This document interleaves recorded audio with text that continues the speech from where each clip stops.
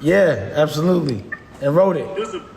Oh man, I love it, man. I love it. I saw a teaser a while ago with you and OG Daniel walking, and the way the screen looked in it. Cinematography, man. You gotta teach me those tricks one day, man. I love it. Oh, definitely. Can you show us your cufflinks? Oh, there's my brother. These are the red joints, man. I just got off the floor. We've been voting tonight on the Intel bill. These are the red joints. You got the white joints, the exclusive, man. Ooh, you got the Louboutin, the red bottoms?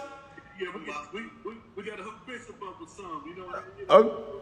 Get it right. Yeah. Okay. Yeah. Okay. That's official. Yeah. We got you, OG. We got you too, man. I was about to say, we're gonna have to get you on one of the episodes, Senator. We gotta get the Senator on one of the episodes, Dave. Let him cop somebody's head off. Absolutely. Don't have me on no Pee Wee Herman, no, man. I gotta go hard with it. I got you. You know, remember Dame had the mayor from the town we was in honor of? Oh Yeah. Oh yeah, I was smoking with the mayor. That was great. We had a ball. He's actually in honor up. Hey, Blackface, you look like Daniel's little brother. let me find out, Daniel. That's your little brother. Yeah. I'm about to get rid of my bed. This quarantine look is about to come to an end. I'm gonna turn into OG Handsome on you, boy. The hot man. But you know what I really like though, Dame? One of the most intriguing things about the whole episode was like, I can't wait to see the next one because, you know, it made me really want to see what's about to happen next. And I was kind of upset it was over. So that's a good thing, the anticipation, you know? Well, the thing about it is, I think in this day and age, people's attention spans, sometimes you can't hold them for more than 22 minutes. It takes me about 4 sittings to watch a movie. So I try to give it to you in 22 minutes, like sample, get you addicted, and then you're gonna come back for more. But it also challenges me, because honestly, can we turn somebody got to turn, they got like a AM radio on. How come I can't see me? Nah, that was official though. That's what I like because I'm thinking, you know, not only me but a lot of other people probably waiting to see that next episode will look crazy. Like somebody said, is homie this old girl gonna kill homie moms and all that? I'm like, yeah, this shit is heating up already. Episode 3, I can't wait. Well, if you could get back out here, we could shoot episode 4. Because I got episode 4 written, and you know I'm excited. Again, I like making the clothes. I love making the music, and it's like my therapy. You know, this is my art. Also, I can't expect anyone to do something that I wouldn't do myself. So this is me leading by example. This is me saying, Congressman, make your movie, star in it. Bishop, make your movie, star in it. OG Daniel, make your movie, star in it. Oh, we got the Senator Eddie Milton in the building. Senator, where you at? We don't want to see the GQ picture. Where you at, though, Senator? I'm gonna hit it just real quick. I'm about to get my camera set up. Okay. And to be fair, I would have been the only white girl, like, but. Wait, say that again. I didn't hear you. Whose dog face is that? That's the congressman. Oh, it's the congressman?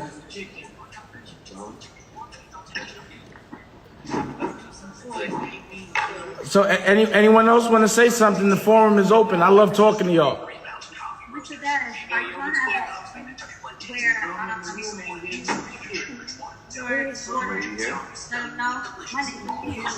Wait, let me try to mute the thing. Let me try to mute. Somebody got their TV on? All right. All right, there you go. I'm curious to know when Fleetwood is going to to go to meet his daughter's boyfriend. I was waiting to see if you guys were going to go interact with him together. Especially because in the opening scene, you like real adamant that, you know, you hard body. So I'm curious to know whether or not you're going to walk up on her boyfriend and let him know who you are. Well, in this moment, it all depends on accessibility. Like, I don't know if Charlie's on here. I wish he was. But if he's here, then I can shoot. Like, I have variations of scenes. Because the way I'm approaching it is no chronological order. Just episodes. I set up the characters. You know my daughter. She has her episode.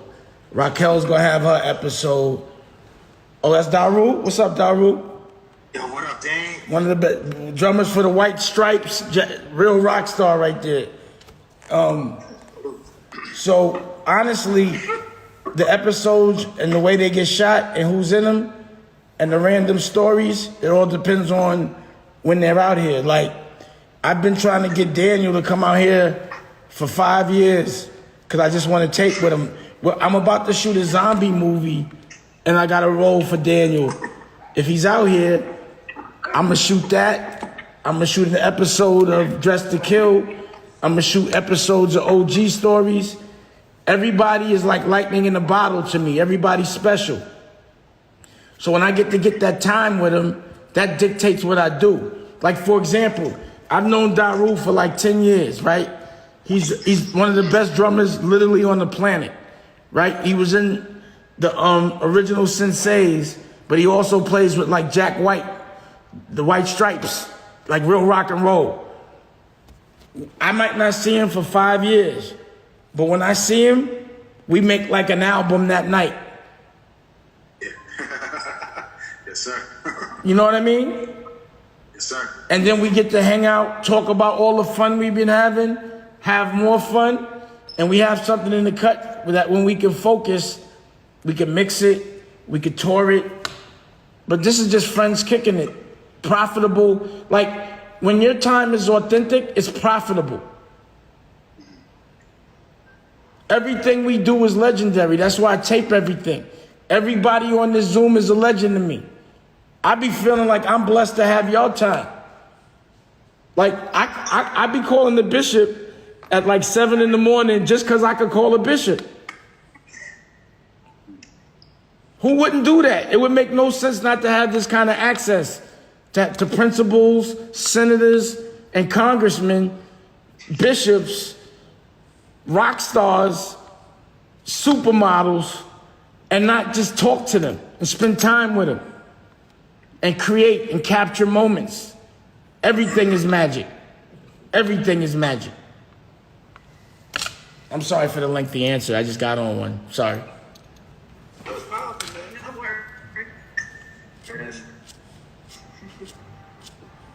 Anyone else?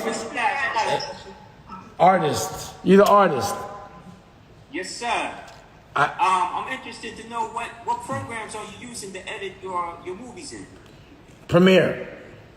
Premiere? Yeah, but we have Avid. We have all programs and all computers for all editors. Some editors are good at one and not the other. So. Are you hands-on in the editing? 100%. Like, I don't actually physically, but every graphic, every movement, everything was because I said so.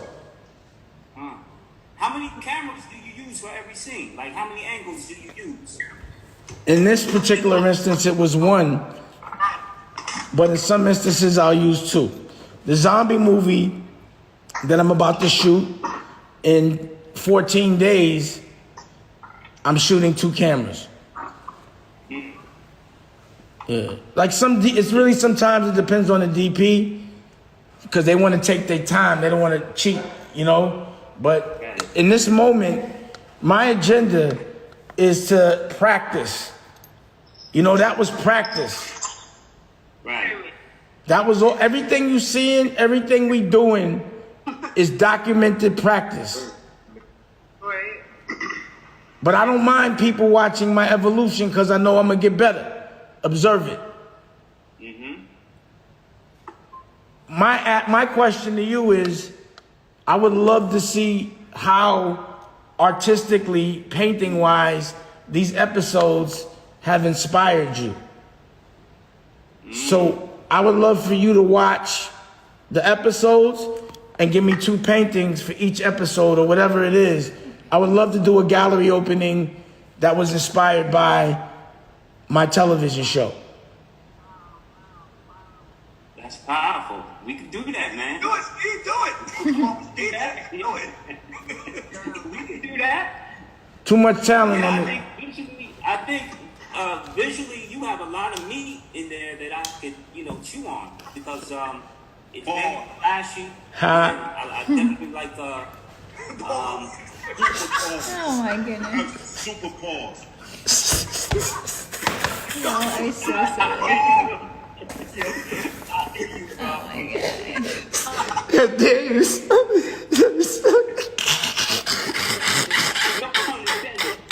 know what I'm saying, man. Bro, whatever you do, don't ever say no like that. He said a lot of meat for him to chew on, a lot of meat for you to chew on. I know you can't. You gotta find enough way to articulate your bro. Hey, you're funny as silly. Oh, wow. These niggas got me crying. Crazy. Yeah, that was crazy. Yeah, no, but on real, we that. I appreciate it. Hey man, that's how he expressing himself. Memphis Will. Please, somebody ask him some questions. Now, literally, I'm gonna say this though. Besides me, I'm not a comedian, but on stage, he's Richard Pryor funny. Period. Undisputed. I never seen him whack on stage. Don't get gas. Off stage, we could talk. That's a whole nother story. But go ahead. No. Oh, Twister's in the building. Give me my man Twister. So what? Say something, bro.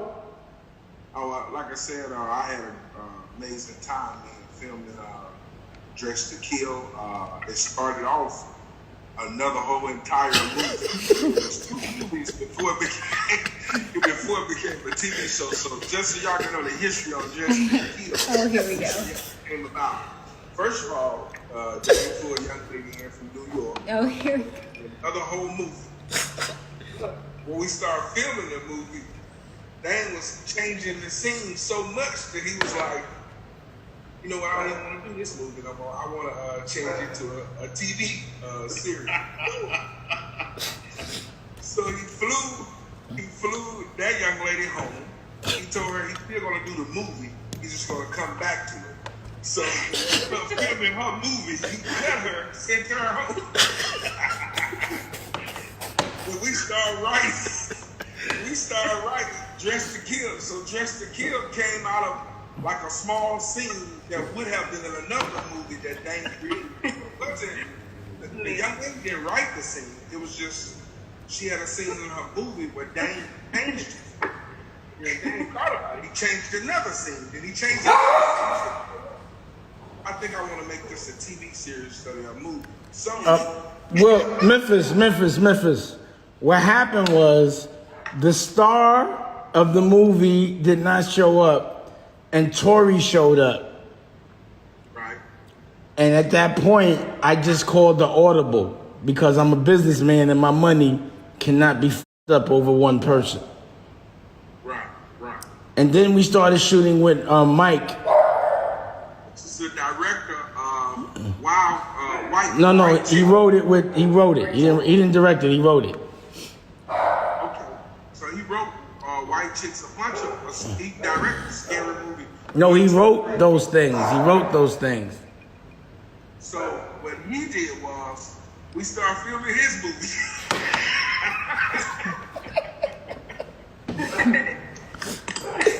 And while we was filming his movie, Dave said, you know what?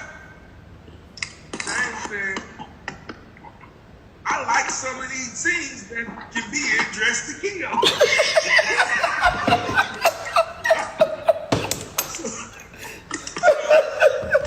Took different scenes from the movie and he edited it down to a sitcom. And so the moral of the story is don't take Dane a movie. Because he was definitely making a TV show. No, the moral of the story is midway through a project, if things don't go right, I'll always be able to adjust. Period. He adjusts. I had fun filming the movie, but when he first started talking about turning it into a TV series, I was like, well, how would he do that? Because we had already technically filmed a portion of 2 episodes of Dress to Kill. And I know what Paul was filming in the movie, so I was like, how would that make sense? But due to Dame Genius, he definitely edited that thing from what we already filmed to the current stuff we was filming. And when he put it together, when I tell you, man, it tells a beautiful episode, tells a beautiful story, almost like we planned. But we didn't plan it. He literally made adjustments to 2 different movies, 2 different situations, and there you go with Dress to Kill, but not Dress to Kill. It's like, what you say, Dame? I say it's like power. It got like, and it's gangster because we got a lot of talented ladies that runs the show as well. So you guys will definitely enjoy it, man. So it's definitely a TV show you want to stay posted. Now, Memphis, can I ask you a question? TV show. Memphis, do you notice that on the set, I'll be like, yo, let's shoot a video real quick, and y'all be like, what are you talking about? Did you notice at the end, I had the bonus little video with Nicolette and Charlie, people that actually starred in the episode, have music. So do you see the way that all came together as well?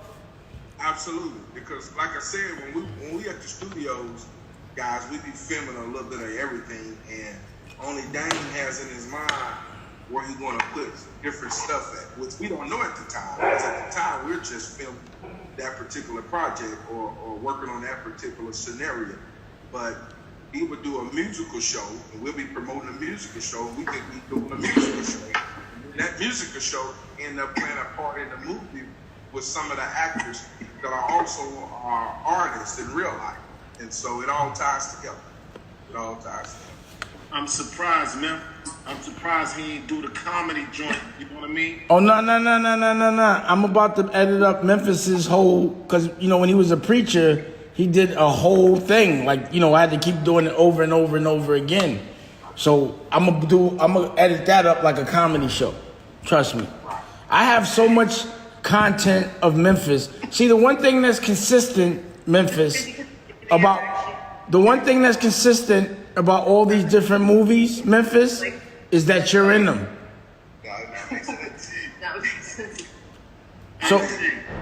So Memphis, I'm about to send you a script to shoot in 2 weeks.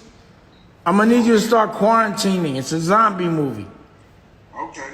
We're gonna shoot it in 2 weeks. I sent Daniel the script. Daniel, did you read it? Yeah, I started looking at it. You didn't read it. But yo, one question. Who Yeah. damn dog is that keep popping up on the screen? That's me.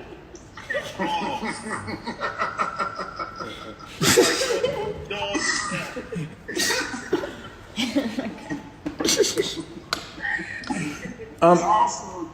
We also did the 2 more projects. We did the quarantine version of comedy. Me and the other lady, she got a comedy show up as well. We did the comedy sketch show. People who like sketching, did the comedy sketch show. In the Memphis Will show, where I'm interviewing different celebrities, I'm ready to turn it up a notch because I just spoke with Mike Epps. I spoke with DJ Paul, Sherry, Chef, Kimberly, and I spoke with these different people, and I told them we want to hear their background. We want to hear their story before they were successful comedians. Because I enjoy hearing a person's journey. That's one of my joys, to sit back and just hear everything that a person went through to get where they at. So that's going to get ready to start popping soon, guys, where we're going to be interviewing different celebrities and learning about their journey. So make sure y'all be looking forward to that. Hey, Cynthia, you still on the line? Cynthia? I'm here. Nicolette to mute Mason Lacoste. Oh, I did. We got it. Cynthia, can you tell everybody what you've been doing during quarantine, please? And also, Cynthia has been on the cover of Vogue several times. She's Victoria's Secret model. She also has a PhD. She also is a guest girl. I just wanted to say that. But can you... Thank you, Damon. I love it. I love the intros. son that's going into. She also has 3 children, and she's breastfeeding all 3 of them at the same time. My husband's riding some motorbike, and my son thinks that he's waving him down, but he's in the street, so I got him. Yeah, no, I've been working on a comedy show. You know, I ended up shooting 46 comics in 4 weeks.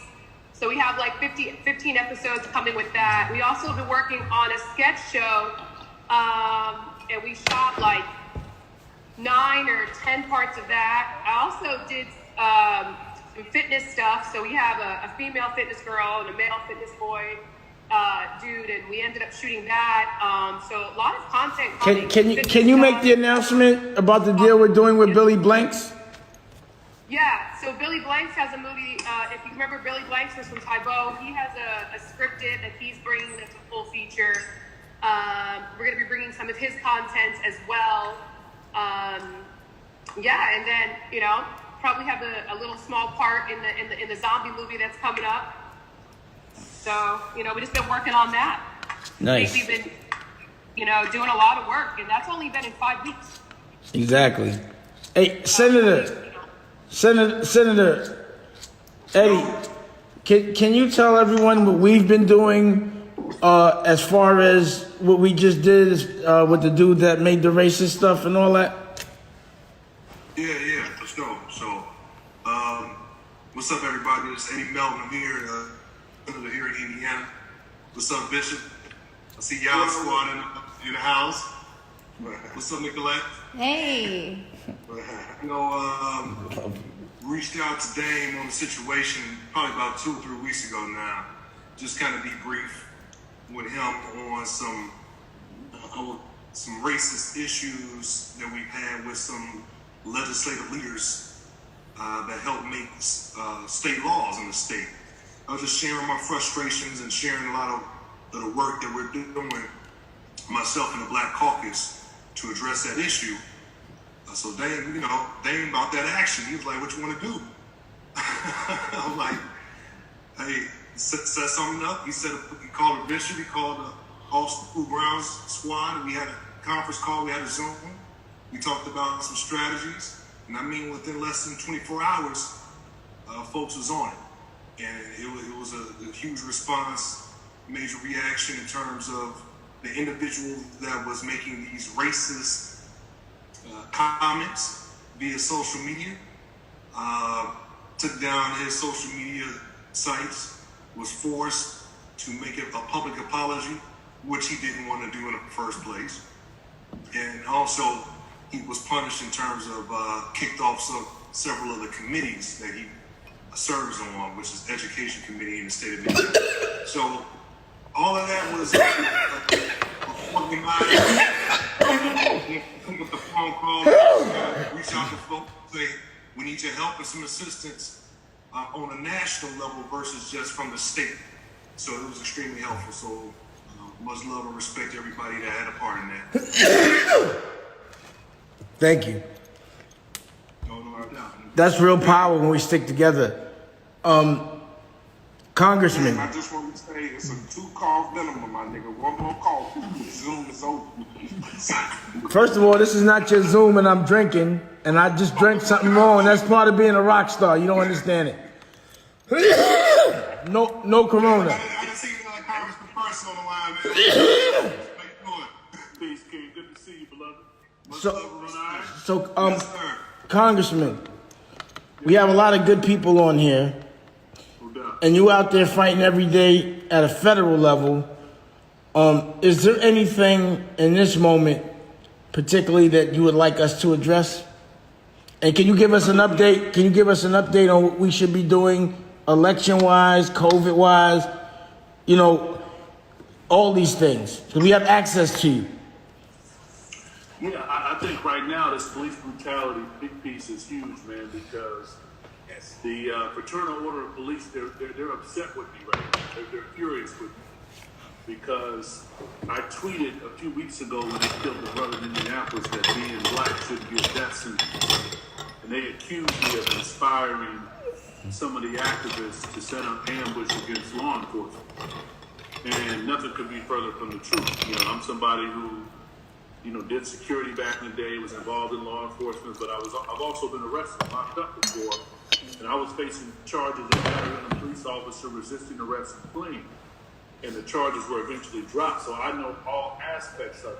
So we're dealing with police brutality, so what we want to do is create greater national oversight for police departments. So a lot of police departments have inconsistent standards as it relates to use of force. 20 years ago in the police academy, there was a theory called the Oneplus One Theory, which basically was if you were involved in a confrontation, you start with a verbal command, then you escalate to a baton or a taser, and the last resort will be a firearm. Now, a lot of people would argue if you're in an emergency situation, a stressful situation, it's hard to go through those steps. So they go right to the firearm. And one of the things that you'll discover in police academies, the only interaction that a lot of these recruits have with black folks has been through television. And so what we want to do is revamp the training policies and make community policing have more cultural understanding and sensitivities. And you really gotta unmask and unearth a lot of the white supremacist ideologies that are in these police departments. Police departments, as we see them, there are a lot of good police officers out there, but they're just a manifestation of what happened as an organization of slave catchers hundreds of years ago. So we're still trying to unearth a lot of the mentalities and the views against black men, and especially. Secondly, tomorrow, if they can. Oh man.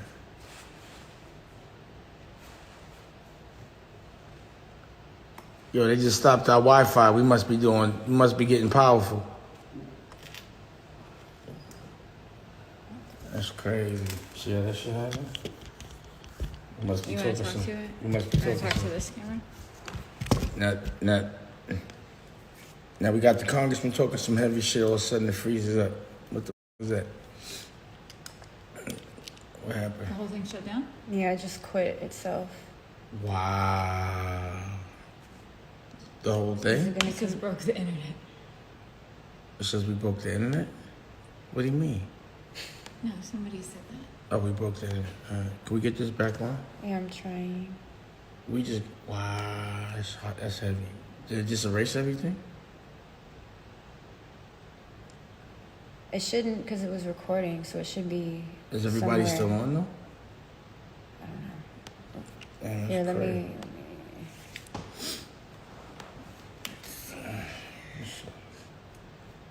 It was about to get popping. We was talking about some real shit right there. No. We had congressmen, senators at the screening of Dress to Kill. We had bishops, principals, and then as soon as it get heavy, while we playing the gunplay, this shit play clear. As soon as we start talking about helping shit for real, shit conk the fuck up. That's crazy. Right? Yeah. Well, it's no internet. Oh, how are we on internet on the phone? Yo, can you ask your brother Can you get what's going my on in his computer? thing? Ask your brother what's going on in his I'm thing. gonna copy. I'll just text him. That was getting heavy. He was just saying it was really good conversation. It was a good idea. Yeah, but what I want to know is what the fuck just happened? What's going on? They still talking? If they still talking, I'm good. You ask your brother? I asked him, he's not responding.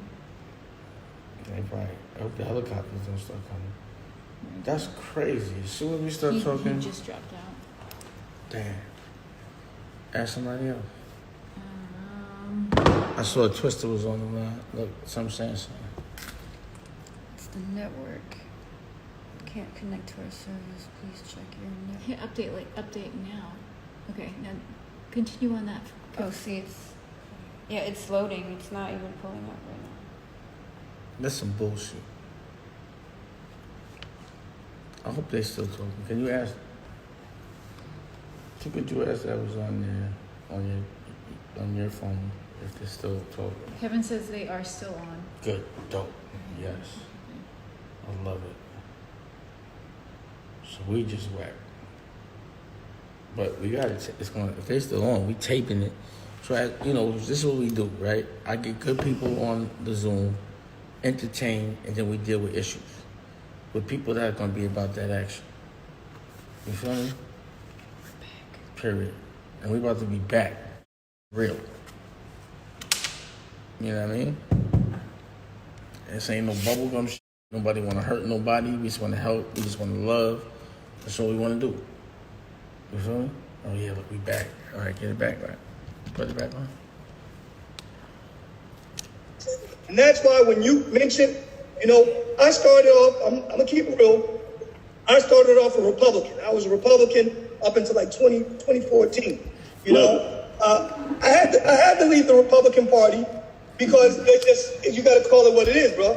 I mean, it's a bunch of white hooded people who took the hoods off. And so even if we do need a third party, we need a party that's going to represent every American, you know? And like I said before, when we got on the phone with Senator Eddie, look, y'all squad, say something. We have a whole marketing team, right? Now I'm not going to mention no names, but we have certain people who work for the governor of New Jersey. So I have professionals who work. We just don't work, but we pray. But I'm not going to pass down this America to my four beautiful daughters. I'm not doing it. I'm not going to be complicit with it. The time for change is now. So now, right now, we have to bring economic change. We have to be empowered economically. You know what I'm saying? And that begins with the individual. And we have to be empowered politically to understand that, yes, if we come together, we can bring change. I was meditating when what's happening in Minneapolis. People have to understand that those Americans that are protesting, they're doing the American thing. You're supposed to publicly assemble against thugs, okay? They did it. They started the nation because they didn't want to pay taxes. We want to start a new America because we're tired of being murdered in open daylight by a group that has been passed down since slavery.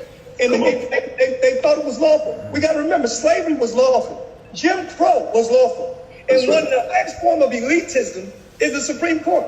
That is the highest form of elitism. That nine people get to say what's right and 9 people get to say what's wrong. I mean, there is so much, there is so much that we can do together. Can I ask one question real quick? I may need that firepower. Can I ask one question, Congressman? Yes, sir. So the senator just said that he had an agenda. We dealt with it. It got really you felt it in 24 hours. Right. We want to flex this. We please give us an assignment right now. And also I want to say this. Your blazer, I like the shoulders on your blazer. I appreciate this. That's a good observation. This is a custom joint. I appreciate it. I can notice it. It looks bespoke. Thank you for that. Thank you. Okay, I appreciate that. I appreciate you got a good eye, man. You got a great eye. No, I see your collar game is good too. You're almost. I see you. No, I see you. I need a dash piece though. I got you. I see you spending money now. So let me ask you a question. Yeah. Before you answer this, can you and the senator run for president and vice president together? Could we get that going? Eddie Melton, man. I'm a big fan of Eddie Melton's. I'm black and Muslim. As soon as you said that, man, I thought I saw a red beam on my suit. You know what I mean? So you do have a red. You have something red on your lapel. Yeah. That's my member tag. But we'll see what the future holds. I'm in my lane right now, and you and I have talked offline about some of these things. So I know Eddie was running for governor, and I would have loved to have seen him run for Congress too. But who knows what the future holds? Are you saying? Wait. Are you saying the senator should run for Congress? Well, Senator, are you still on the phone? Are you still there? Senator. Congressional races now, so we may have missed the mark for now, but I think Eddie has a bright future, man. I'm a big fan of his, and he represents Gary well, which is 2 hours away from me. He's about that action. Closer to Chicago. He's like how Newark is to New York. Right. He's right there to Chicago. So I'm in Indianapolis, but we see each other occasionally, man. I'm just proud of what the brother's doing, man. I got a lot of love up in Gary, man. I put in a lot of work back in the day up in Gary when Eddie was younger, man. So I got love up in Gary, man. Appreciate it. Good, man. So Hey, let me just jump in for a minute because y'all hit some topics, and out of respect, we got some powerful brothers. We got the bishop, we got Andre, we got the senators, and I just want to bring y'all the perspective of the brothers, like me, brothers in the street from the hood. A lot of brothers that's been falsely accused. A lot of brothers that's been locked up for the same type of shit that's happening now, coming out to the light, like the Central Park thing. And a lot of us that did a lot of time behind that, right? And it's a lot of us that's really tired of the police brutality. And if you see these young guys now, when they protest, they breaking car windows, and in a minute they're gonna start shooting back. It's a lot of brothers that's just like, okay, we did the marching, we did the talking, we did everything. It's like only thing they seem like they really gonna respect is the power. They don't do that to the Russians because they know they got firepower. They don't do that to the Chinese because they know they got firepower. We like one of the only races that been trying to march, trying to do it, playing the chess game so we don't have to put our lives at risk. But maybe that's why we're not getting nowhere. You know what I mean? Like Malcolm X was on it back in the days, but he never really got too far with it because Malcolm X, Martin Luther King really led the way. But I just know there's a lot of brothers that's tired of being abused and falsely accused. Stokely Carmichael was about that action too. Now, if that wasn't on film, that guy probably went to jail and did some time behind that. Innocent, and it's a lot of us, brothers, that's been in a predicament. Like you just said, you was arrested and had all these charges trumped up on you. On you. For what reason? I don't understand. They could lock you up, and next time you get in the precinct, next thing you know, you got all these charges, and it ain't true. And if you ain't got the lawyers or the right people behind you for that politics, that push, you go just jail. You know what I mean? And it's like, some brothers is like, we dying in massive numbers. You know what I mean? It's like we at war. Right. So why not fight for a cause? Maybe we'll get better results because we're not getting the results. Hey. We had a Zoom the other day with my man Todd, and he said something that hit me and it stuck with me. He said that when Rodney King got beat, remember that? And then burnt LA down, right? He mentioned something, I don't remember the exact term, but he said it's a symptom. It's like a symptom that we have where we getting so used to it now that we don't even react to it. Like when that happened to Rodney King, we burned it down. Every time it happened, we should have been burning it down. So they can realize they keep killing us, it's going to burn down. Like now it's happening so much, we see it. He's screaming, I can't breathe. And it's just like, I'm speaking for a lot of the brothers because I be talking to a lot of brothers and everybody is talking revolution. Everybody talking when we going to stop putting up with this shit. We're going to take it to the next level. Hey, Daniel, can I say one thing? Put some insight on that. Can I say one thing? And can I just say one thing? This environment is different than any environment in the past, right? It makes no sense for nobody to be outside, right? It seems like the police have been particularly brazen about being abusive, even with cameras on. And what I'm telling the younger dudes is, right now, if you go outside, you're a target.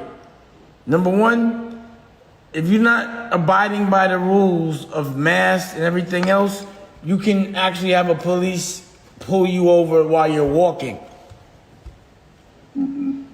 And it doesn't make sense. Wait, I'm not saying it's not. The law. None of us have lived by it to survive. Right? So we can't be convenient about the law. We have to talk about logic. It is not convenient for us for the next year and a half until there's a vaccine that's safe to be outside. How do we deal with this because it's a smart time to deal with it without being outside. The senator and the bishop and the principals and me, we made change without being outside, without being violent, and without having to be in front of a policeman. We safely made change. So what we have to learn from that is that the reason why I have a senator and a congressman on the phone and I asked a specific question, legally put a hit on somebody, so the hitters, the bishop, will make mincemeat out of them by tomorrow. And that's legal firepower. The principals will make mincemeat out of him tomorrow. I will make sure that my platform will showcase our bullets of love safely and be effective by tomorrow. We have power and we can be safe. We have to be smart. This is the reason why I'm not asking the congressman and the senator about today. I'm like, bro, what are we doing for the next 10 years? When do you want to be president so we can plant the seed now? Congressman, tell me, just we want to flex muscle. Just tell us who you want. Just give us a hit. And I will. Do it today. I want you to see the bishop and how vicious he is. He's vicious. I've seen clips of him. No, you don't understand. Yo, bro, we about that action over here. We your Murder Inc. legal. I want broad daylight, no ski. Yeah, that's the bishop. That's the bishop. That's the bishop. But you know what? To answer. The bishop is your hitter. OG's question, because Bishop made some important points, as did you. When I got arrested, that was the first time I got arrested. That was probably the 20th time I had been on a police car. But that was the same year Rodney King was beaten and it was caught on tape. And enough was enough. But I worry, to your point, Dane, that one, people respect power, but if you have white supremacy at the root of some of these race soldiers' actions, then the more violently we respond, Congressman, rationalize them saying, see, Congressman, I'm at a point with our intelligence, with the people I got in this room, is black supremacy. Listen, the psychology of white supremacy has been, to Bishop's point, has been so damaging, especially when you back it up with religion, telling us that we're the cursed seed of Ham. That's why we have dark skin, wide noses, thick lips, when actually the opposite is true. And so I think that, one, we have to deal with leveraging our economic and political power. And I think if we could leverage our economic and political power and shut things down, because right now we are in the age of calling people out, canceling people. And so, to your point, if we could do it through a social media platform and Dame Dad Studios, I think that we'll get the same result. The fact that you had the activist community come out against those 4 officers and have the mayor have them resign within 24 hours, I think it speaks to the time. So, Congressman, put something on somebody's head right now. Who you want? Let's flex. Who you call somebody out? The senator called somebody out. We got at him. Call somebody out. Please let us flex our power for you. We can start with whoever was of the fraternal order of the police who called you outside of who you are as an American. We can start right then and there. Because what I'm not going to do, Senator, I'm not going to allow anyone out American. You see, I've been a U.S. soldier. My father raised me to be a proud American. I'm proud. Look, you can only get me here. I come from rape. I come from abuse. Come on. This is my land. I ain't got nowhere to go back to. I work here. But the thing is, I'm not going to allow anyone to out American me. If they're going to act like a gang, then we got to call them out like a gang. Okay? But to to be murdered in broad daylight, I'm not going to allow you to call yourself an American. And I believe a true Americans would have rescued that brother. We got to call Nazis, even if they're wearing blue suits. And the thing is, but we can start with that. I'm not going to allow someone to call you outside of the true American you are. And if they accuse you because you are defending an innocent American was brutalized on camera, brutalized. An American was brutalized by a bunch of Nazis? No, man. Give us his name. You don't go right then and there. Because there's something wrong with the Fraternal Order of Police. They protect murderers and criminals. And then they tell us don't snitch. They don't snitch. They don't snitch. They don't cross the blue line. We need to call them out. And let me tell you, I'm not going to lie to you. Yo, we got the backing of the Ruach HaKodesh. I got the backing of the name above every name. No name from Europe. I ain't coming with no European name. I'm coming with a heavenly name. I'm bypassing what that slavery. You know, I'm a historian in my own right. So we call on the name above every name. You see what I'm saying? But what's the hustle? You know? And the second, I'm telling you, we're going to bring change. We're going to bring change. Because we have to come back to, if you're supposed to be serving and protecting, then how come when it comes to me, you feel threatened? Your first thing is not to serve or protect me. Your first thing is to defend your life. And everybody knows they give black people superhero power. That's why they're afraid of a 9-year-old. They're so afraid of a 9-year-old that they got to shoot that 9-year-old before they question say, oh, that's a toy gun. No, we got this. We got this.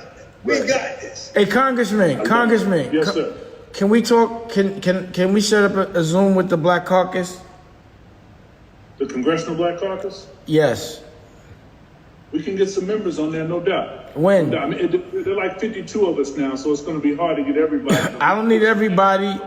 Anybody. Okay. Done. We'll reach out to some of their staffers. I need to see. I think I want to get. I'll reach out to some of the East Coast cats and talk to some of the New York cats. I'll reach out to Bobby Rush. He's a former Black Panther. In fact, when the police raided the house and shot up the house and killed. It wasn't Cleaver. They killed. Was any of these Black Panthers on my wall? Yeah, they killed. My man at the bottom. Rocky, come here for a second. When he was killed, Bobby Rush had just left the house. He's a congressman now. He's the only man in history to have beaten Barack Obama in a race. Wow. I would love to meet him. Absolutely. Bobby Rush just introduced that bill, HR 6666, which people were talking about. It was kind of misunderstood. I mean, the HR number didn't help. But I'll talk to Bobby Rush. I'll try to get. What state is he? What state is he from? He's from Illinois. He's in Chicago. Okay. I'll see if Hakeem can do it. I was just talking to Hakeem and Naturi Naughton from Power. They're working on something in Brooklyn. I introduced you to Hakeem at the Black Caucus. He represents Brooklyn. Right. I'll talk to some more people too. I'll see if Maxine is busy. Because we'll make it happen. Because as well as the bishop, we have 70 black principals from all over the country. So anytime you need an audience with them and they all doing things individually and humbly, anytime. I just think we should all. But there's nobody you want us to make an example out of? Without question, but give me a name. Give us a name. Give the bishop a name. Give the bishop a name. I'm not going to say it in front of 70 people right now. All right. Let's talk offline. Hey, Mr. Dash, just text it to me. Senator can text it to you. This way, hey, we had nothing come back to Senator Eddie. I mean, hey, we good, man. We good. Yeah. Hey, fellas, well, listen, no disrespect. I heard everything y'all said, right? Mm-hmm. And but me personally, a lot of talk is a lot of talk. I want some action. So we don't have to, I'm not saying let's go to war, none of that. Right. But how about if we, hit them where it hurt? And we know where it hurt in their pockets, right? So why we don't try to start something where we can pool our money, spend our money with us? Stop giving them that paper. It's different forms of action. It's different ways to hurt them. You know, we don't have to go that route, but I really want to see us in my lifetime, you know, make some real powerful efforts to make some real, you know what I mean, type of like resolution, like some type of, you know, I want to see some difference. I want to see shit change. And I know that pocket, hitting them in the pocket, you know, that'll hurt them too. So maybe we can start working on spending our money with each other, or stop spending our money with all these, you know, these people that's not really doing nothing for our people and these causes that we having. We could put that money toward, you know, just making things a little better for us or something, you know? Now, that's a beautiful point that OG Daniel mentions, because there are a lot of, we should probably start focusing on the companies that have received stimulus money, or those companies that have. I just met with organized labor yesterday on a Zoom call, and some of the workers that are being laid off work for companies that have $2, $3, $4 billion in reserves, but they're still laying off employees. And many of these companies are getting some of these dollars that we just did on this bill. So one of the things that we could do is threaten to boycott some of these companies that we patronize so much, that are laying off employees, frontline workers, but they're sitting on billions of dollars in reserves. That could be a good point for us, given that we can't really move out and go door to door and get in the streets like that. We could do it virtually. Some of the big companies that we support, even unknowingly, who are getting some of this money, but they're laying off workers who are making minimum wage. That'd be a good starting point until we get our rhythm and get that movement up, and we can leverage it to other things as we go down and really cook up the heat before the election. That'll be a big piece. Hey, Congressman and Senator, my question is this. It seems like we're like-minded, right? No doubt. And is there a way, because for some reason my internet zapped out when you got deep. And I heard you talking about putting together a party. Is there a way that just like-minded people like us could just come together as a group, so that when people know they're doing something wrong, this group right here, with principals, senators, bishops, gangsters, artists, that their opinions mean something? How do we organize that? So this, because Daniel said something, he's right. Guys like us need action immediately. We don't like to worry. We like to deal with our beefs. And we understand the artillery it is to have bishops, senators, and congressmen, and people that are real and intelligent and principals all on one sheet of paper. How do we organize that? And how do we We're doing it right now. We're doing it right now, Dan. How do we make it official? It is official. How many people do we have on the call right now? 23? Well, I got my live on right now. It's about 40. It's about 50. We're doing it right now. All we have to do is just expand it and bring in more politicians, more entrepreneurs, more gangsters, more directors, more producers, more angel investors. I think we have it right now. This is the nucleus right now. This is the part that's going to be in the movie right now. I think it's spot on, Congressman. I think it's two parts to it as well. So you find out what stakeholders you need at the table. Everybody he's listed. The action part, the low-hanging fruit, is what OG did in terms of the financial aspect. Like, how do you organize some type of structured boycott? Some type of way people feel it on national, maybe even on the global level. How do you do it state by state by state by state? Pull the trigger. We're not spending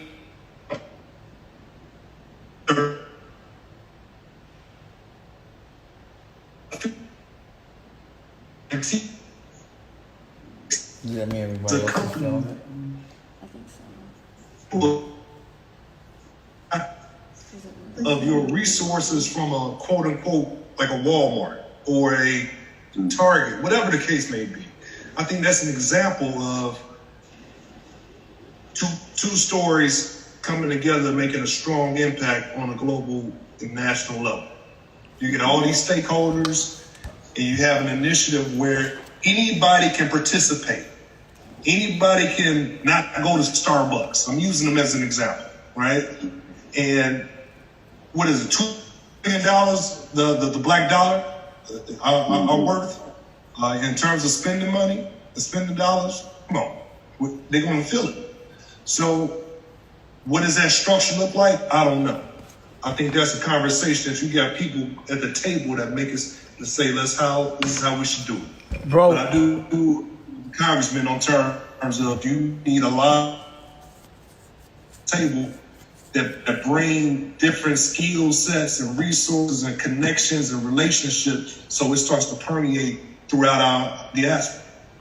Well, that's the reason why I was saying let's get with the Black Caucus so they know that we exist. You know, like I look at COVID like, you know, I see how things can be contagious. You know, so if we do something like this, make it contagious, I just feel like we can make a difference.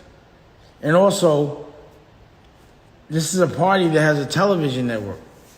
You know what I mean? I think, Pep, I say, it's your boy Righteous. You know, I'm Haitian, you know, and as a Haitian and as a black man, you know, I'm proud to say that I'm happy that we, you know, defeated our slave masters, you know, and even watching the video and seeing how the brother got killed with the knees on him for 4 minutes, it hurt. When I watched the protest, I was rooting on the people to throw more. I'm like, man, he should have been hit the police car with a brick. I'm not making it up, you know. I'm a minister. I'm telling you, it hit me. I felt a certain type of way because it's like it keep on happening. It's like the more we protest, the more they smack us in the face and equip the people that do the charge. They're like, all right, they want to protest, they want to act like they're in control. This is what we're going to do. You know, we're going to dismiss their case. You know, so it's like we got to find a new way to protest. You know, like. So can I ask a quick question, Congressman and Senator?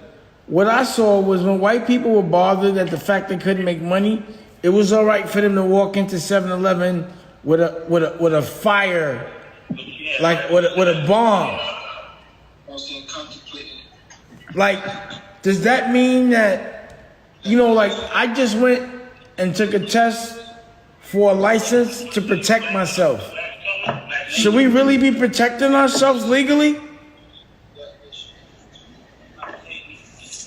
I think it's your constitutional right. The Second Amendment says the right to bear arms. I think that's important. But you know, my question is, if I would have seen the police killing a black man and I got a legal gun, could I say, yo, back up off of him? Can I do that? Now you got a case. Nope, you can't. You got a case.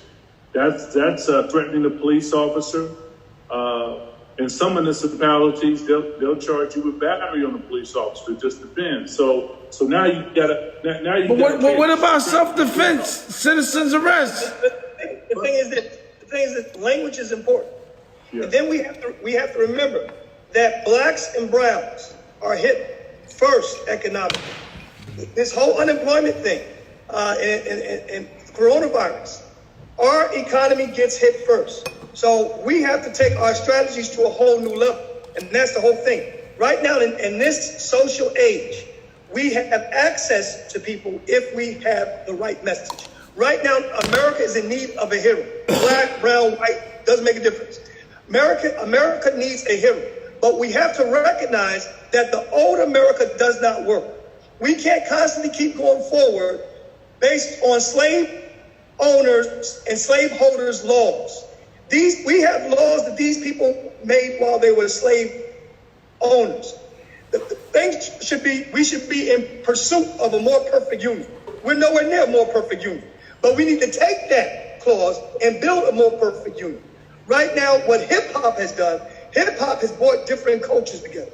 That's one thing that hip hop did that other people weren't able to do. Okay, so the thing is, we have to have a message and we have to have the correct language.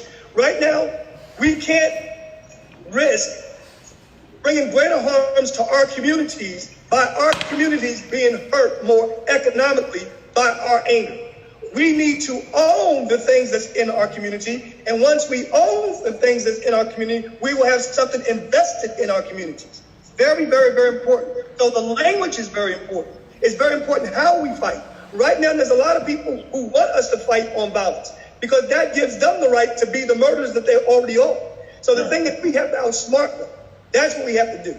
And there's more with us than against us. And I believe when I say more with us, I'm talking about white, I'm talking about Asian, I'm talking about black, I'm talking about Latino. That's what's so key because what's taking place is affecting so many people. You see, it's affecting so many people. And right now, cruelty is getting to such a level that people are just saying, yo, that's wrong, that's foul. And we can use that alone. We can use that. But right now, I think it's wrong that every time a police officer does something inhumane, you have the fraternal order of police protecting. We have to start calling out that process. And then, under no circumstances can the police themselves. That's not possible, and that doesn't make any type of sense, and so forth. But the language is very key. So we have to use the correct language because remember, Congressman, when you took a stand, they came at you. They tried to make you an instant criminal. They tried to say that you're trying to bring violence against police officers. Absolutely. And that's the furthest thing from the truth. I'm like this. If we got truth on our side, man, let's shove it down their necks. We're going to win. We are going to win. Hey, Mr. Dash, we don't lose. That's not in our vocabulary. Good teachers. Check. Yeah, dang. So, hey, Bank. Yes, sir. Bank is a producer that worked with me from the Rockefeller days. Introduce yourself, Bank.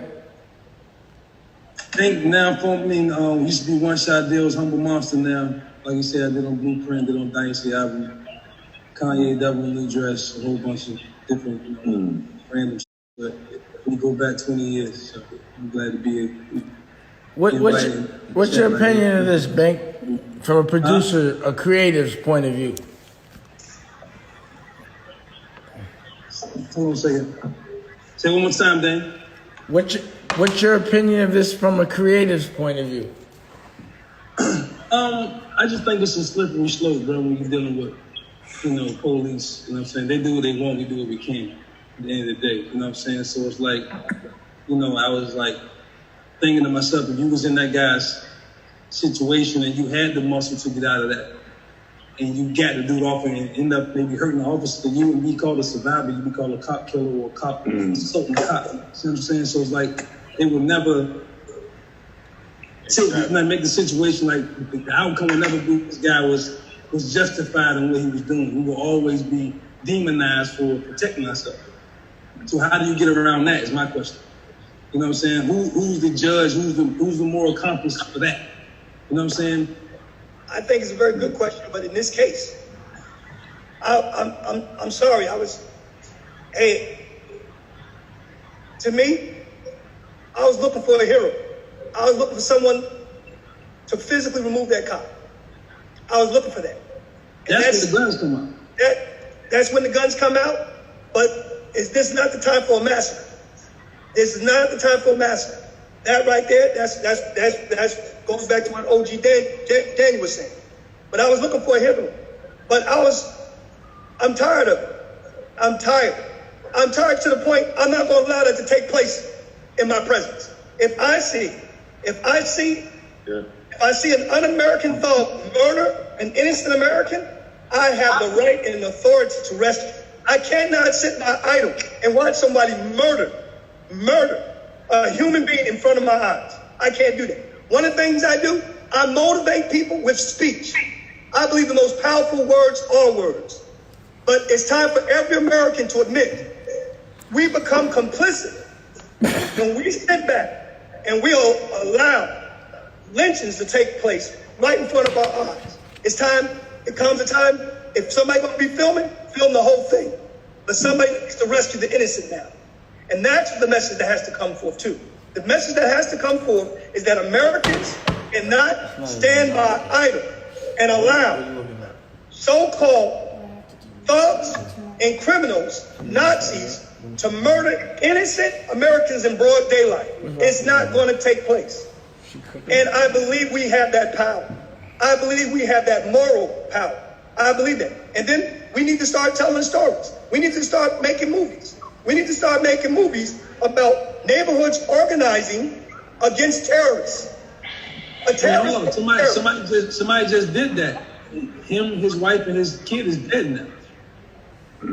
Okay, let's take somebody like recently. Somebody just did a super movie about this whole where we at right now, and he didn't even get a chance to even see it. Okay, let's take it from that point of view. Let's go back to what Righteous Ron was saying. It's time for some Black Americans to be prepared to lay down their lives. Otherwise, we ain't ever going to be free. That's what we. That's why we're not respected now. This ain't nothing but the same old Jim Crow slave stuff. Okay? We need to Haitian up. Okay? We need to Haitian up. Okay? It's like, let's stop reading about Nat Turner and let's become Nat Turner. What they don't talk about Nat Turner and what they don't teach about Nat Turner is that he said the Holy Spirit told him to kill his master. He said the Heavenly Father told him to kill his master. That's who I serve. I serve an Elohim who wants me free.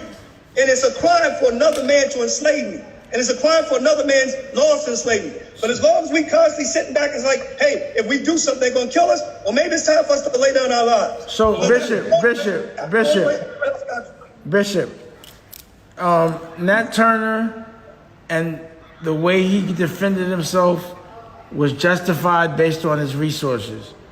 Based on where we're at now, the evolved place we're at, how do we get just as powerful as bullets, but turning that into love with all the resources that we have now? How do we hit them hard, like physical bullets, without having to kill or break the law?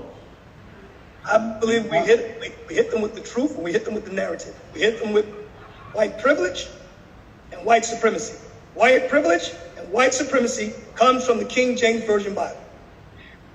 We got to go to the core, okay? And once you go to the core, now when you go to the core, you have a lot of people feel uncomfortable with that. But what people have to understand, that first of all, the King James Version is from 1611. Okay, the first King James Version Bible that exists didn't even have the name Jesus in it. And he was Roman. And what people don't talk about is that the king and queen of England, they believe that they are the 13th tribe. You heard about the black Israelites? Well, they the white Israelites. You know, and one of their coat of their arms is Yod He Weh. That's the name of the Heavenly Father. They put that in the coat of their arms. That's because they believe they've received their rule and their authority from the Heavenly Father. The problem comes in, how can you pray to a Hebrew when you hate Hebrews? How can you say that a Hebrew is the King of Kings and the Adonai of Adonais, and yet you hate Hebrews? You hate black faces. There ain't no continent called Middle East. There ain't no continent called Middle East. They invented Middle East to strip the Hebrews of Africa and bring in a debate. I believe you hit them with truth. I believe when you hit them in truth, that's what Jim Lucas. What we did with Jim Lucas, we went on his Facebook page and we said your pastor supports you. We said your church supports you. We said your religion supports you. We put so much pressure on him, he had to shut down his Facebook page. Pastor Calvin went on his wall and went down, all up and down, and told him, your businesses support this. And then we found out what businesses he was doing in Jersey. We found out exactly what, he had to put himself down. But that's what power is. Power is controlling the narrative. Controlling the narrative. Hey, when we look at the scriptures, you're always talking about a small crew that brought change. Whether that crew was Gideon's small crew, Moshe's small crew, you always see this. One of the highest forms of Judaism. You know, in Judaism, you can't go to heaven unless you remember you were a slave. You have to remember that you once was enslaved. One of their highest holy days is Passover. Passover, you got to remember that one time you were a slave. You see, we remember we're enslaved, we look at it as a negative. No, you have to be reminded of that to remember how great you are. To remember how great you are and what you're called to do. I believe in controlling the narrative, and I believe in controlling the narrative, we will win the majority. Hey, Bishop, you know, your father always used to say this. He used to say, strike while it's hot. Right? This is the perfect time to strike. Because we are always more united when something evil happens to us. One, it shows that we already got a good heart, you know? And a movement always starts with saying, the last movement that started was Black Lives Matter. I think that happened because of Trayvon.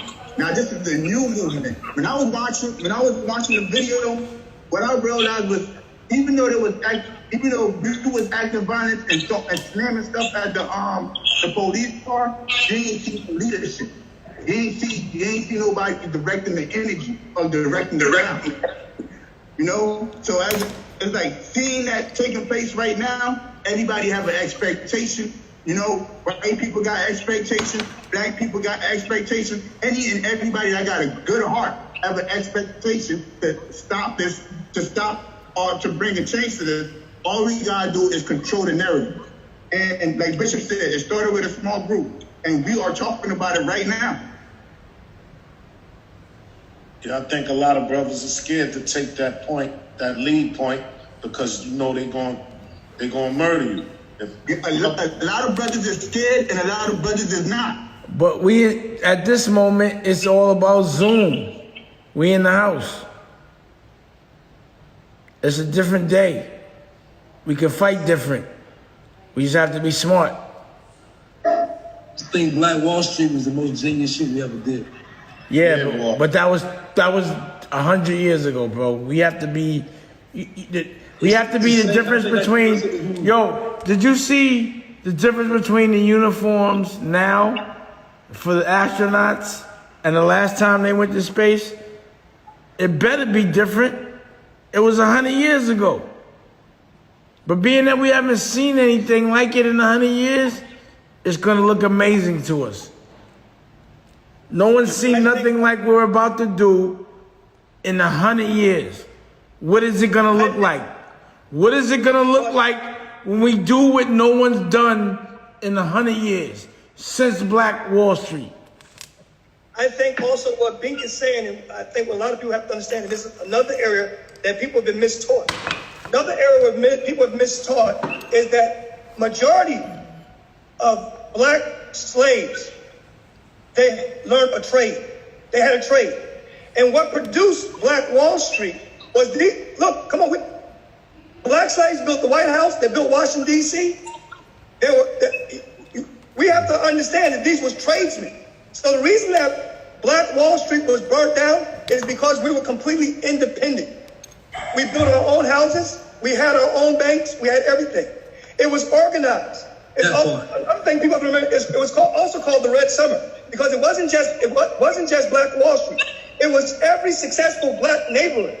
And nobody made a movie about that. Mr. Dash, no one has truly made a movie about it. It just didn't take place one place. It took place all over America. That's why it's called the Red Summer. Everyone needs to look it up. It's called the Red Summer. The problem was that you had these free black people who were independent because they were skilled. They were skilled tradesmen and women. Thomas Jefferson, black slaves, built the University of Virginia, built his furniture, built his house, built everything. And that's what we have to incorporate. We can incorporate this. All Latin America, all Africa, Central America, South America, the Caribbean, certain parts of Europe. It's the narrative. It's the narrative, and we can control it. And we have a network to promote it. We have a network to showcase it tastefully. Yes. The most key thing is believing in yourself. Once you believe in yourself, you become unstoppable. Once you believe you have influence, that first influence begins, I can change my own life.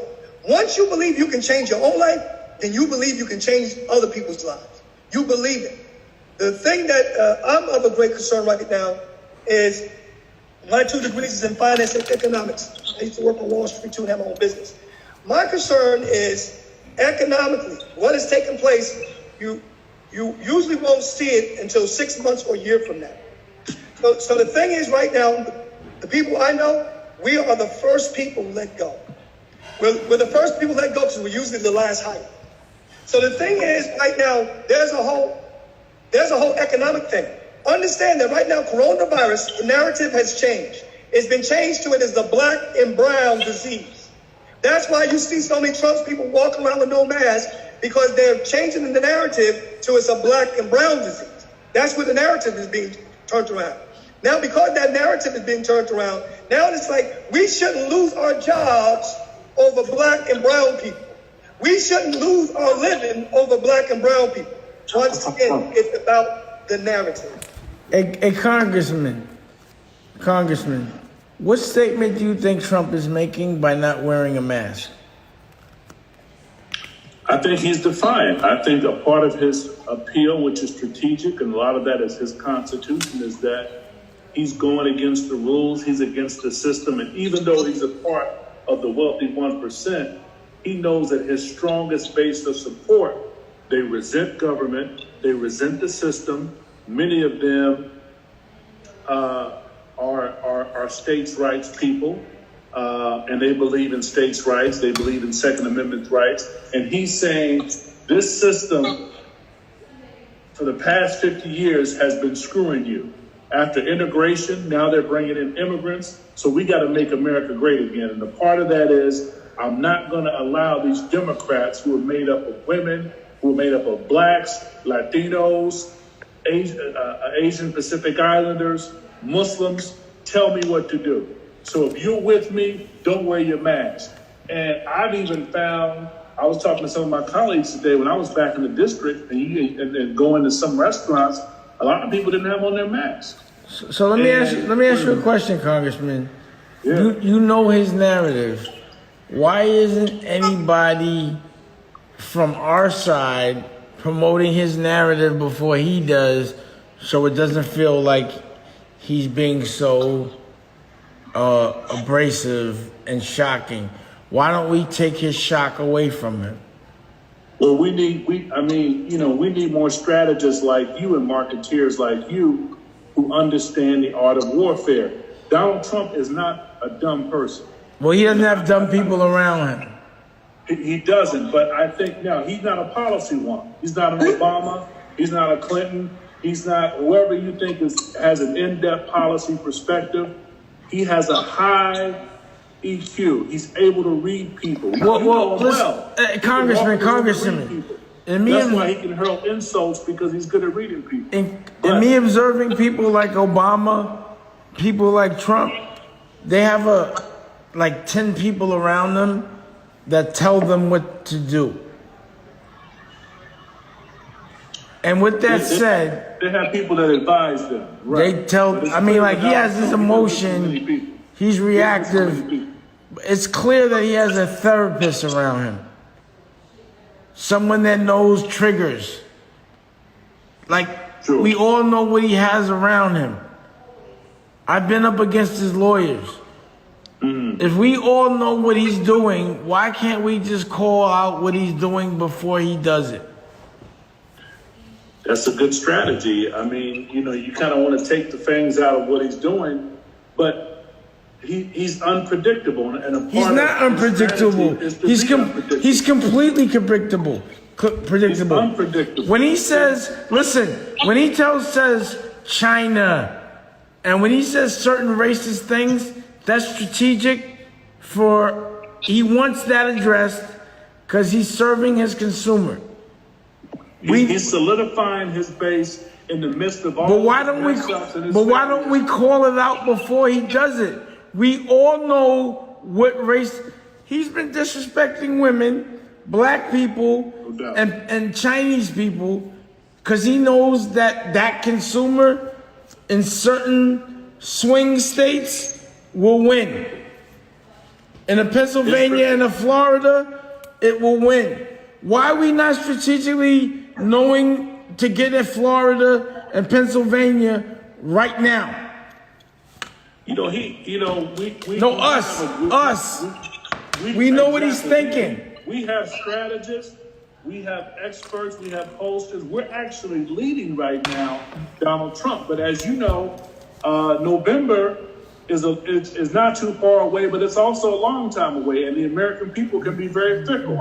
Listen, that shit he just did with the right crisis to move them up. Congressman, that shit he just did with Twitter was so obvious that Twitter has to say something. Why don't you just take down his Twitter? It's not fair. America shit. Yeah, you know, well, what's Donald Trump without Twitter? Twitter is not. Twitter isn't run by Congress, and so we impeached him. We actually impeached him. We forgot about that already. Why are we not still promoting that? Didn't make it past the Senate. It doesn't matter. We knew it wasn't going to make it past the Senate. Once it failed, we were up against a pandemic, and now you have unemployment over 14%, over 30 million people as of last Friday filed for unemployment. But Congressman, he dismantled everything Obama did to fight pandemic. He didn't buy the test. He's fucked this whole shit up. We look at exactly. So what is he doing now? Talking about how Obama. What are we doing now? But what are we doing now? Amongst ourselves. But the bottom line is he swings. We don't swing. Right now, what Trump does, he has two narratives. Okay, and this is the two narratives, and this is the debate. The one narrative is you can't trust the media. So if you can't trust the media, you have to trust him. So what does his supporters say? His supporters say, don't trust the media. What do we say? We say, you worship Trump. So he controls the narrative. That's what it's very important to have the narrative. So when Trump tells his people don't trust the media, if the media says anything, it doesn't make a difference if it's true, whatever. They're not listening to him. So he's made them choose. You either choose me or the media. Everybody who listens to Trump, I don't care who you are, you know the man is a liar. Okay? The man is a liar. When he opens his mouth, he lies. I don't even think the Antichrist. It doesn't matter. They like when he lies. Yes, they like when he lies. So once again, it's the narrative. And that's what comes the narrative that I stick to. Trump speaks to old America. He speaks to old America. The average age of a white person in America, is 57. Bishop, I think it's become clear. Let's just go for the goal. Let's just get him out of here. Well, I hate to say this. I don't believe Trump is the problem. I believe it's the white supremacy. He's riding on the wave of white supremacy. Well, let's put a hit on Trump. You know him publicly, and he's only doing this to ride the wave. He's riding the wave, and that's what we have to do. We have to come up against the undercurrent, and I believe you come up against the undercurrent when you clearly show the racism of the fraternal order police. Congressman, you can't tell me that you can serve and protect me when I can prove you're a white supremacist. It's not possible. Congressman, logically, if he doesn't win the next election, does he go to jail? A lot remains to be seen. I mean, where do you start with the charges? So it would depend on who would pursue the charges against him, and it would depend on the charges that are put up before him. I think that he has done so much irreparable damage to our country. It is criminal, but also I think one of the silver linings that should come out of this debacle that we call the Trump presidency is that we really have to be actively engaged about the kind of representation we want to have in the White House. Does it mean another Donald Trump? Does it mean another business person who's over $1 billion who is only used to talking to himself and those who work for him? Or is it Trump or Biden in the political space who's used to negotiating? It's Trump or Biden? It could be Joe Biden. I like Joe Biden. Is Joe Biden perfect? No, but I think that Joe Biden is what we have in the moment. But if Trump loses this election, are charges going to be put in front of him? Period. I can't say that right now. I think what is paramount is that we have to make sure he doesn't get reelected. That's paramount.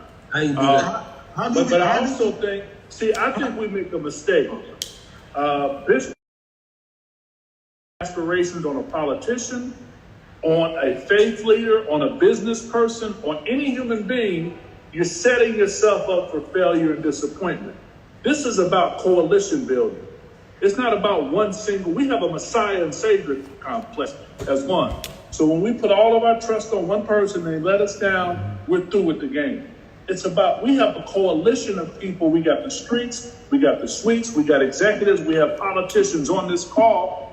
This is unprecedented. I think that this call is a spark of something powerful, but we have to harness it. We have to accept that we're going to have disagreements. In fact, I think the nature of a true friendship is the fact that you don't agree on everything all the time. You don't have to fall out about it. 5,000%. Absolutely. So what's all right? So what's next steps after this call? What's next steps? Listen, my brothers and sisters. No, wait, Daniel. Hold on. Hold on a second. Let me just say this. Yeah. Right now, I don't think no politician, no presidential election, none of that is going to change things. They've been having different presidents. We had a black president. That ain't change our conditions, man.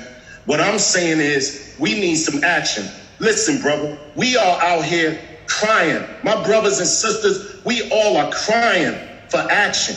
Like when Farrakhan did that Million Man March, look how everybody came out. People walked out to Washington from miles away. We really stepped up because we was hurting.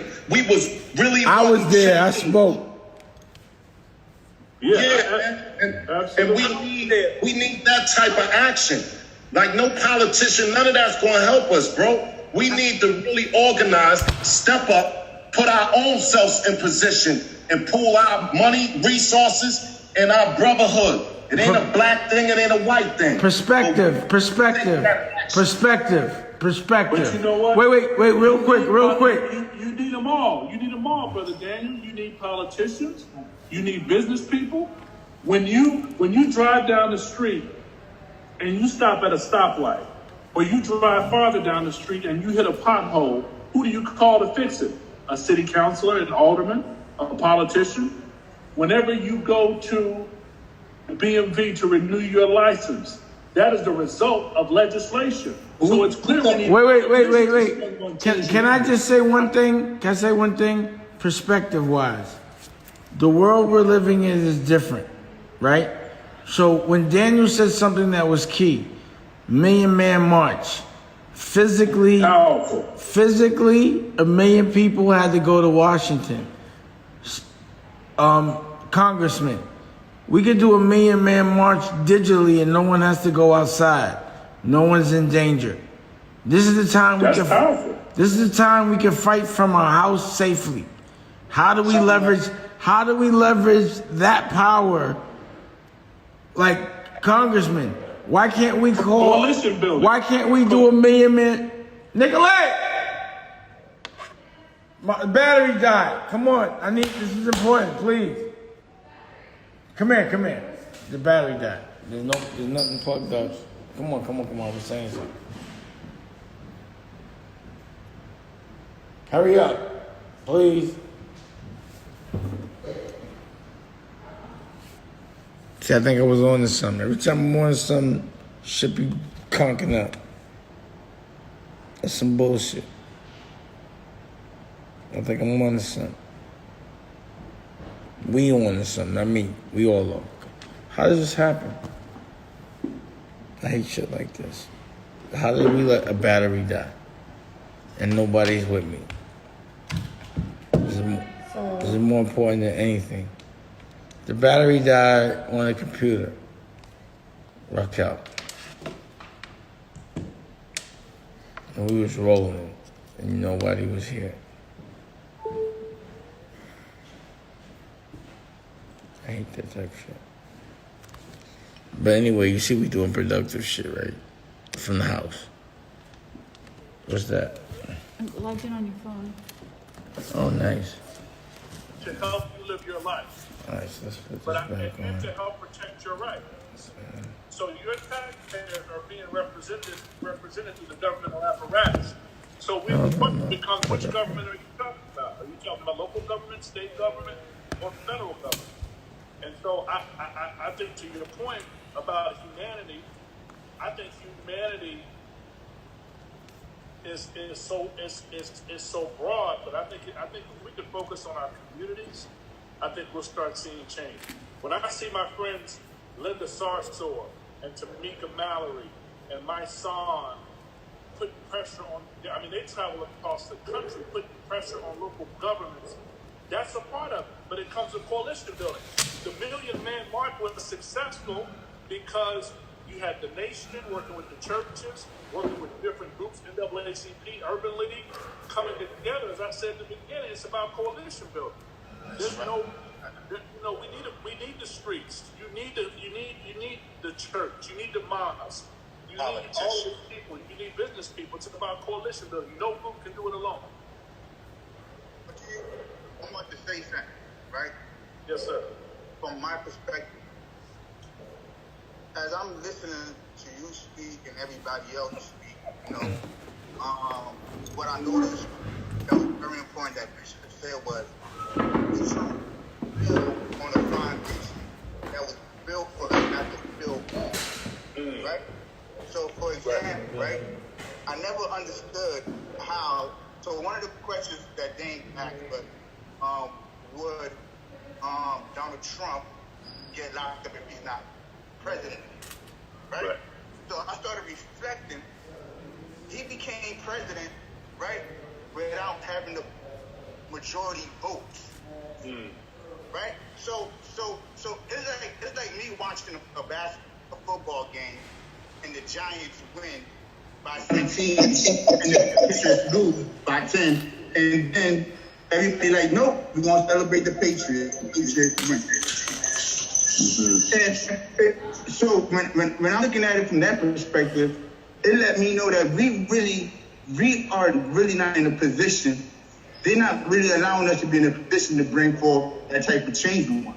Because of the popularity, if all of us, if the majority of America don't want President Trump to be president and we vote against him, and the electoral vote, that little group of people get to decide that he remain president, isn't that a statement that's being said about how they value our votes? Yeah, and that's a phenomenal point. So it brings up the age-long question, should we abolish the Electoral College? Definitely.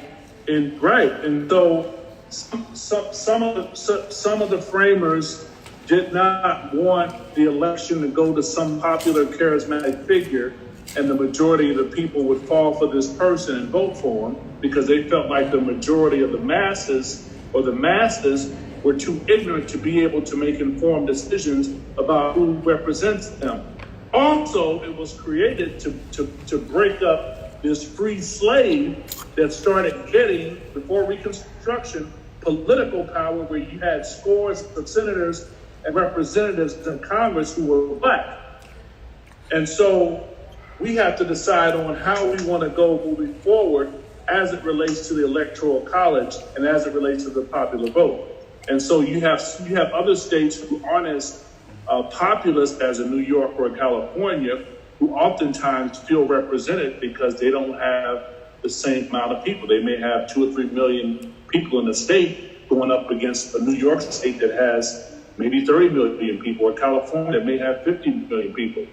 And so we have to really have an honest conversation about, do we want to go with an electoral college system, or do we want to move to just a singular popular vote? That's a great point. We are the only democracy in the world. The only democracy in the world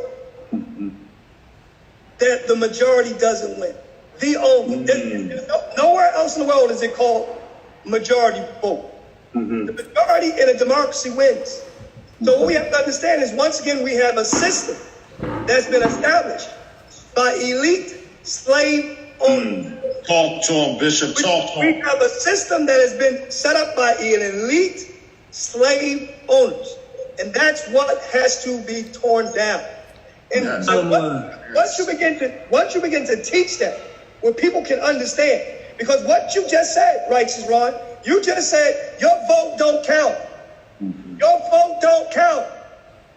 The vote that counts is these elitist system that exists, these hidden people that make the vote. Okay? That has to be abolished. Because what they're telling us to our face, you don't live in democracy. You do not live in a democracy. Yep. Republic, right?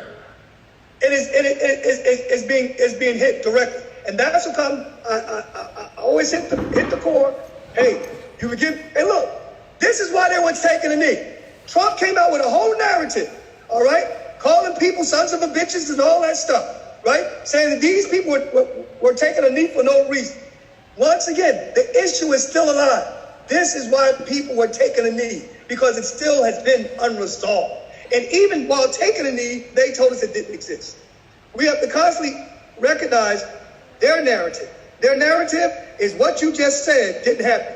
If someone videotapes you stealing something in a grocery store and they bring it to a court of law, you get locked up. If you videotape a police officer, they're going to tell you, you don't know what happened. You don't know what happened before the video. You don't know have all the facts. After the video. Yeah, you don't have all the facts. All the facts. But when they videotape you, you going down. And there. So I'm anti-government myself. I've never had any faith in the government system from day one. So that's just my honesty. I've never voted, none of that. You know what I'm saying? At the end of the day, like I said, it's more of a positioning for business things. Like a lot of my friends are really, successful with getting contracting bids and stuff like that through government. But anything that has to do with saving a hospital or closing down a boys club, it's like so deaf is. You know what I'm saying? Like they taking all the stuff from the kids, the intramural program, the breakfast program, saying it's not enough money for shit in school. Like shit that we grew up on is like the money isn't there all of a sudden. But you can pull $1 trillion out your ass and send a rocket across the goddamn, you know what I'm saying, whenever you get ready. You know what I'm saying? So it's like we keep accepting all that, but at the end of the day, it's like it's simple math, bro. Like they hate us. I think they tolerate us like insects. You know what I'm saying? Like the same way I see a fly on the wall, I gotta kill him before I sit down. They look at me the same way. Like I agitate me having confidence in my shoulders back, and like you ain't gonna talk to me like that. That shit aggravates them. So I just really feel like once we understand that and really deal with that, it's like you're not gonna put all your faith in a vote anyway. Because bro, Selma was 50 years ago. I'm 48. We can reach back and touch that. So how far have we really come? To be honest, you know what I'm saying? Let's be real here. Well, nothing has changed. The thing is, we have too many black billionaires who have sold into the monopoly game. We have the resources. It's just that they become the new slave owners. Okay, they become the new slave owners, and they forgot how we help them, how we motivate them. And now it's about them hiring more people not like us, because now they got to prove they're not preferring one group over another. So all that happened on our backs. We have enough black billionaires and Latino billionaires, Asian billionaires, to bring change. Okay, but people won't bring change when they believe they're above. You see, they believe they're above, and that's what I believe. The only thing that's going to bring healing to our hoods and neighborhoods, we have to bring back in the different groups. In other words, you need every neighborhood to live. They need those different groups, all groups, intellectuals, business owners, so forth. In other words, to have a successful neighborhood, you need people in the neighborhood that got skin in the game. You see, you need skin in the game, and that's one of the things that we have to teach. We have to teach how we can circulate our money, how our monies can circulate. Right now, my sister's very good. My sister's very good at everything she does. But something I will not, and my family will not allow my sister to do, my sister's not running for politics until she's first a billionaire. Why? Because if you don't have the economic power, you're not going to last. If you do not have, people got to remember about MLK. Before he died, he was organizing poor people together. All poor people, he was organizing together. That's what he was doing. And that's the whole thing. Once you change the narrative, because as long as the narrative is us versus them, you know? Hey, we can change it. I'm telling you. And it's how we write it. It's how we perform it. And that's where the artistic form is greatly needed. It's the artistic form that is greatly needed because art has been used so often. Like, look at all of Arnold Schwarzenegger's movies. The black person is always the bad guy. Always. Okay? We created the machines.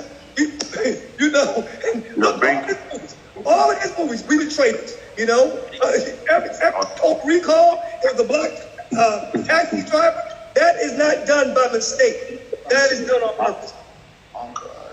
He did Song Cry, he did all of them. He crazy.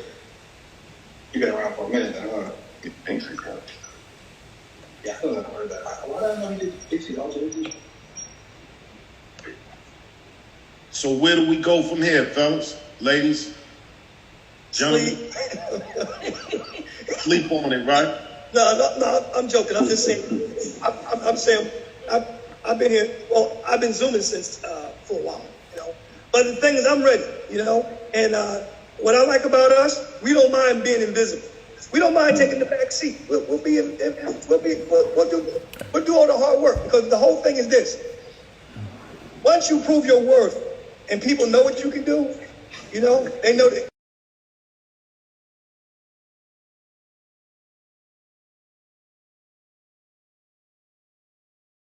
Senator Eddie was on that phone call, and Mr. Dash was on that phone call. You know, I remember that phone call. I was close to the side. I remember that. But what I know is when I hook up with you brothers, we get things done. That's what we do. And what we do, y'all squad, we like assignments. Because we like to show people what we can do. Because eventually, all this is going to be turned into businesses. You know, research and development business, you know, political businesses. You know, first we want to prove ourselves what we can do. You see what I'm saying? And once we do that, and you show people you're doing something with passion and with heart, man, people can feel that. When people can feel that, that's real estate. That's real estate they will invest in. Hey, I teach you all the time. There's no difference between gang mentality and a U.S. soldier. A U.S. soldier, you have to glorify a soldier's death. You glorify a soldier's death because that's what soldiers do. Soldiers die. That's why gang members, they have to glorify the death of their member. The CIA does it, the police does it, because that's what creates loyalty. That your life was not in vain. What you put your blood on wasn't in vain. And that's the whole thing. You see, what a lot of people don't know is that the street culture is just the same as the CIA. It's just as the Navy SEALs. It's the same culture. The thing is, it's the narrative. Which the narrative changed and said, what you do is stupid, but on a different level, oh, you get awards. You get awards. You're the highest American. Oh, you're the highest American. You can go kill somebody for your nation, kill somebody for your flag. We're going to give you ribbons. You see, we're going to give you ribbons. But in the same token, now you got so many veterans who are sitting back and watching another army in blue murder people. That's not good, especially when we've been trained to be a soldier. We've been trained. We have too many black, Latino, Asian, white veterans, okay? We cannot constantly stand by idle and watch this with no hope because it's not going to last. But we like assignments. So, Congressman, if you got an assignment for us, we want to prove what we can do. I appreciate that. And also understand, everyone in here is a soldier, but everyone in here is a general. You know? No doubt. One question. Why we don't have no Caucasian brothers on the panel talking about these facts, these rights? Like, why we gotta fight alone? Why they not fighting with us? Why we don't have one of them as a leader just as well? I mean, right is right. You know what I mean? Human rights. Everybody have them. That's a brilliant thought. Having allies. That's brilliant. Yeah. Yeah, I mean, we not racist. This not a racist Zoom or none of that. Right. Just brothers and sisters that's looking to put this together and make a difference. And there's a lot of good Chinese, white, all nationalities. There's a lot of them. But I'm just wondering why we don't have no strong white men standing next to us like we stand next to them. Well, OG Daniel, about my ministry, I got Latinos, Europeans, Caribbean, blacks, And that's the whole thing. What is it? They're putting together, Congress, they want like the most powerful, influential people in different cultures to be a part of. What time of day it takes me, OG? So he won't be there at 6 o'clock, nigga. It's 8:30. I think somebody not muted. Just to get it there.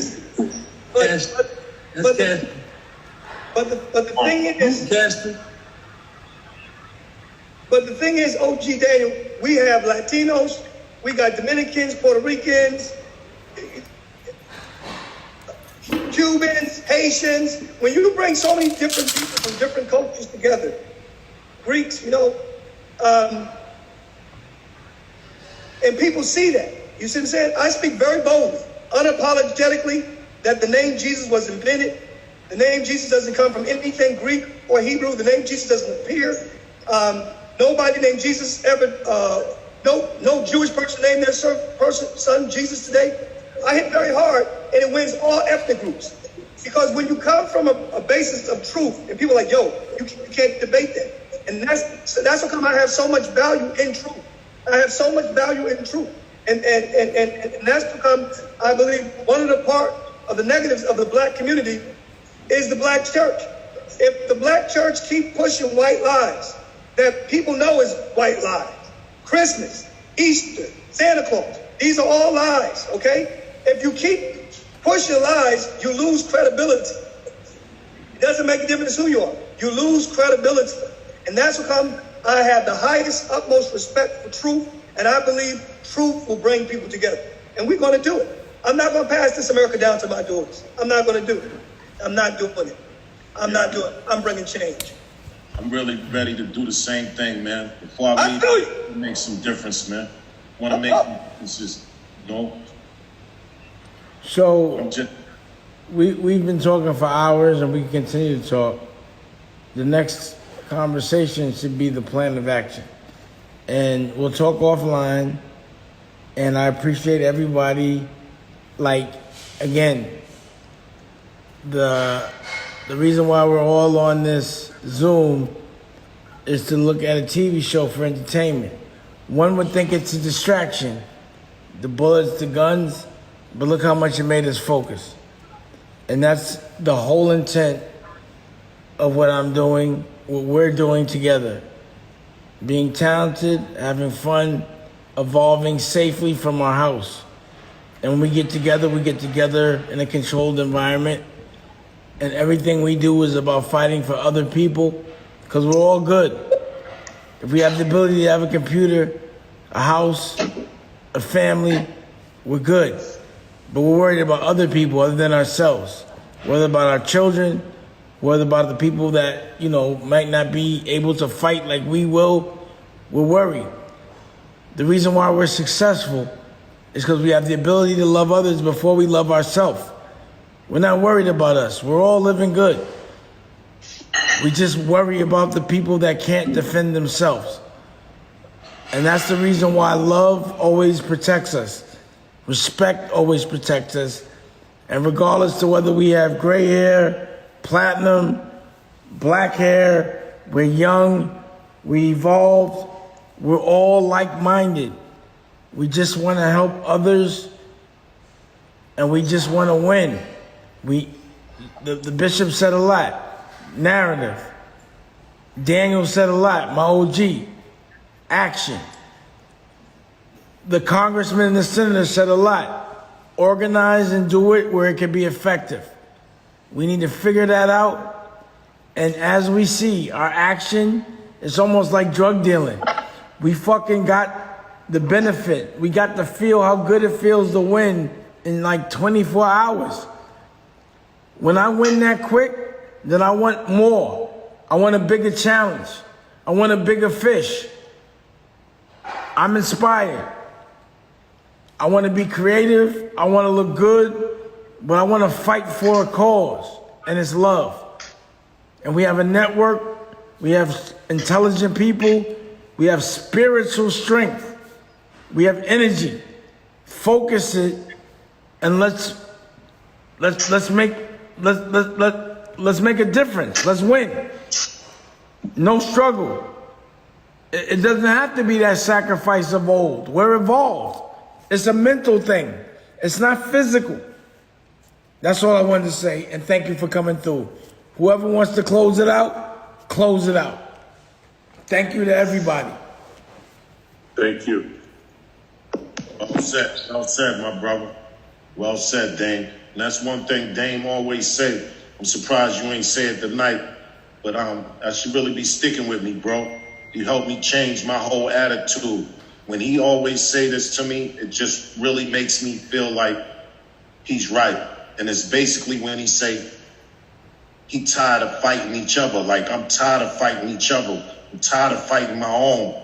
I'm tired of fighting, brothers and sisters just like me, struggling. You know what I mean? I'm tired of fighting, period. But if we're going to fight, I think we should come together and fight for something worthwhile, something worth fighting for. Like Bishop said, I'm not trying to leave my kids with this type of world, these type of problems still. It's our generation that should make the change. We shouldn't leave it to the next generation, because we don't know if they're going to even get to see what we seen, be able to do what we doing. You know what I mean? So yeah, it's a powerful panel.